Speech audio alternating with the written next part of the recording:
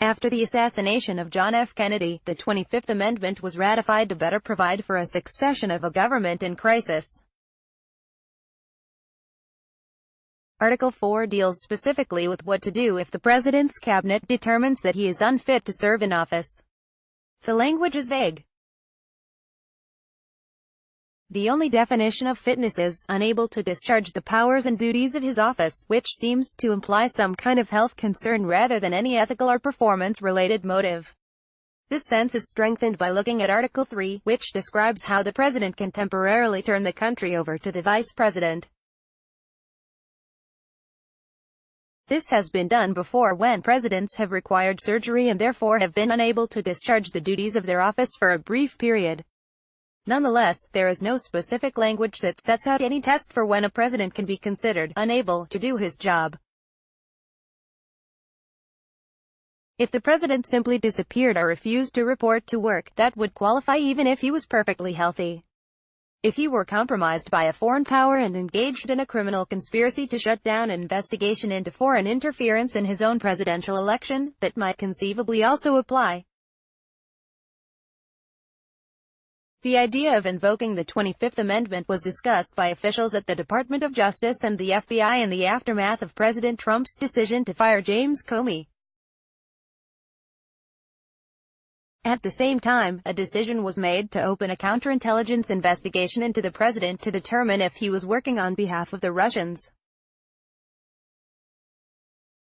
This was also the point at which Deputy Attorney General Rod Rosenstein decided to appoint a special counsel to take over the Russia investigation. Some people will inevitably see this as a kind of nascent deep state coup attempt, since all the officials involved technically worked for the president. To me, this only makes it clearer just how seriously they took their own suspicions. To illustrate why their fears were well-founded, I want to use one episode from the 2015-16 campaign.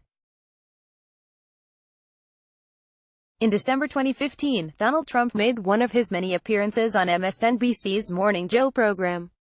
He was questioned by the hosts, Mika Brzezinski and Joe Scarborough, about recent praise he had received from Russian President Vladimir Putin. You can watch the video, but I've excerpted the most relevant portion below. At Real Donald Trump on Putin, when people call you brilliant, it's always good. https://t.co/EWJCQs. Morning Joe, @Morning Joe, December 18, 2015. Mika Brzezinski, do you like Vladimir Putin's comments about you? Donald Trump, sure. When people call you brilliant, it's always good, especially when the person heads up Russia. Joe Scarborough, well, I mean, also as a person who kills journalists, political opponents and, Willie Geist, invades countries. Joe Scarborough, and invades countries, obviously that would be a concern, would it not? Donald Trump, he's running his country, and at least he's a leader, unlike what we have in this country. Joe Scarborough, but, again, he kills journalists that don't agree with him. Donald Trump, well, I think that our country does plenty of killing, too, Joe. Trump went on to explain he had always been fine with Putin and that the Russian people loved him and gave him excellent approval numbers. He was a bit miffed that he'd been asked one question and then asked another one, as if he had somehow been entrapped. But that did not prevent him from continuing to excuse Putin's violence and aggression while praising his leadership qualities. On February 4, 2017, 2 weeks into his presidency, Trump gave a repeat performance of this behavior during an interview he did with Bill O'Reilly that ran before the Super Bowl. In an interview with Fox News' Bill O'Reilly, which will air ahead of the Super Bowl on Sunday, Trump doubled down on his respect for Putin, even in the face of accusations that Putin and his associates have murdered journalists and dissidents in Russia. I do respect him. Well, I respect a lot of people, but that doesn't mean I'll get along with them, Trump told O'Reilly. O'Reilly pressed on, declaring to the president that Putin is a killer. Unfazed, Trump didn't back away, but rather compared Putin's reputation for extrajudicial killings with the United States. There are a lot of killers. We have a lot of killers, Trump said. Well, you think our country is so innocent? After the 2015 Morning Joe incident, Philip Bump of the Washington Post expressed the general dismay of those who cover politics for a living. This is by no means a surprising response from Trump, who insists that his lead in the polls is a mark of his superiority and who has in the past suggested that the United States cede the fight in Syria to Russia. But it is, or should be, a surprising response from someone who seriously wants to be the President of the United States. Putin's poll numbers among Americans are terrible. Globally, Russia is viewed very negatively, according to Pew Research, with 2/3 of Americans holding an unfavorable view of the country. 3/4 of Americans have no confidence in Putin to do the right thing, which presumably includes offering political endorsements. At time, Bump settled on the explanation that Trump simply likes autocratic leaders and had a vision of being a strongman president. What he did not know then is that Trump was actively working on getting approval from Putin to build the tallest skyscraper in Europe in Moscow. In fact, on October 28, 2015, Trump signed a letter of intent to build the tower, and he had his personal attorney, fixer, and Trump Organization Vice President Michael Cohen working feverishly to get final approval from the Kremlin. At the time of the February 2017 appearance with Bill O'Reilly, Trump was embroiled in a dispute with the Department of Justice over whether he should fire his national security advisor Michael Flynn over discussions he had about sanctions relief during the transition with Russian Ambassador Sergei Kislyak. 8 days after the Super Bowl, Trump gave in and relieved Flynn of his duties. Almost exactly 2 years later, we got to see similar language about strongmen killing journalists. Tom Barrack, a key donor and friend of President Donald Trump, attempted to justify the killing of Washington Post journalist Jamal Khashoggi Tuesday, arguing that the U.S. does not have the moral authority to criticize Saudi Arabia due to its own record of atrocities. If you don't know about Mr. Barrack, I encourage you to read my October 31, 2017 piece, What Did Thomas Barrack Know and When Did He Know It? It details his rise to power and his early friendship with Paul Manafort.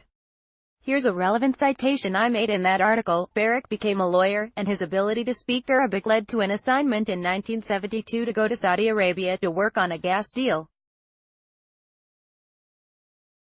Barrack played squash with a local Saudi. Soon the Saudi brought his brothers. It turned out they were all sons of the King of Saudi Arabia. Barrack spent many hours listening to the Arabs discuss their world, which he said gave him great respect for the society and community. The princes, in turn, hired him, and he became, as he put it, the American representative of the boys. In other words, the Saudi royal family has considered Mr. Barrack a trustworthy representative for more than 4 decades. It was Barrack who recommended Paul Manafort to Donald Trump. It was Barrack who hired Rick Gates after he was forced out of a political action committee that was formed to help Trump push his agenda because of his business ties to Manafort. It was Barrack who was put in charge of the inauguration, which is now being investigated by the Justice Department. It's not hard to understand his motives for defending the assassination of a journalist that included the use of a bone saw to cut up his body. Trump's motives for defending Saudi Arabia in the Khashoggi case are no doubt financial too. Or, at least, they may have originated in a financial interest. It's likely that the Saudis know things about Trump that he doesn't want them to reveal. That has certainly been the case with Russia. At the time Brzezinski and Scarborough were questioning Trump about Putin's killing of journalists, he could hardly afford for Putin to reveal that his lawyer was trying to get him to sign off on a major real estate deal in Moscow. For business reasons, he wanted to please Putin. For political reasons, he wanted to avoid upsetting him. Being susceptible to this kind of pressure and influence is the exact kind of thing that counterintelligence officers look for when trying to vet people for sensitive government positions. When the FBI saw how Trump was behaving in the aftermath of the election, they obviously suspected that he was compromised in some way. If he was seeking sanctions relief for Russia because he had no alternative if he wanted to avoid exposure, then he was, in a very real sense, unable to discharge the powers and duties of his office. This wasn't because he was medically incapable of performing the tasks required of a president. It was because he wasn't free to execute them in a way that protected America's interests. Of course, this was exactly the situation as it stood when Comey was fired. It is still the situation today. But the FBI was still too early in their investigation to have the kind of proof they would have needed to make the case for removal under the 25th Amendment. If they had had the Moscow Trump Tower piece back then, it would have gone off like a thermonuclear bomb. It's only because so much time has gone by that the revelations about Trump's business motive hasn't caused an immediate push for his removal. Now everyone is waiting on Mueller to make the case, and he has a lot more material to work with. The issue of collusion with the Russians during the election has gotten most of the attention, partly because Trump keeps insisting that there was no collusion. But it's the compromise that makes Trump unable to discharge the powers and duties of his office. He started out as a candidate excusing the murder of journalists because he had a secret financial reason for doing so, and then he wound up doing the same as president because he is too compromised to object. Anyone should be able to see that he cannot be allowed to continue in this job. The deep state suspected this. The deep state was right.